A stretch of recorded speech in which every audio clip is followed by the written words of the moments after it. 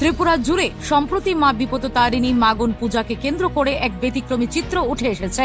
পূজার মূল উদ্দেশ্য আত্মিক শান্তি, ভক্তি ও বিশ্বাস হলেও কিছু কিছু জায়গায় সেই পূজা রূপ নিয়েছে অপসংস্কৃতির আসরে। পূজা শেষ হওয়ার পর মাতাল অবস্থায় হিন্দি গান বাজিয়ে নাচ গান, অশ্লীল ভঙ্গিমা এবং নির্লজ্জ আচরণে অংশ নিতে দেখা যাচ্ছে অনেক মহিলাকেই। এসব ঘটনা সামনে আসার পর সাধারণ মানুষের মনে একটাই প্রশ্ন, এসব দেখে কেউ কি আর মনের ভক্তি থেকে মাগন দিতে পারবে?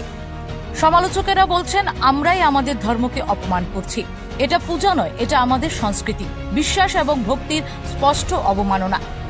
পূজা মানে শুধু আনুষ্ঠানিকতা নয়, তার হৃদয়ের গভীর থেকে উৎসাহিত এক বিশ্বাস। আর সেই বিশ্বাসকেই আজ কিছু মানুষের আচরণ কালিমালিপ্ত করছে। জনসাধারণের আবেদন, ধর্মকে সম্মান করুন, নিজের আচরণে তার মর্যাদা বজায় রাখুন। পূজা হোক ভক্তির, শুদ্ধতার এবং সংযমের প্রতিচ্ছবি। Bureau report, Tripura TV.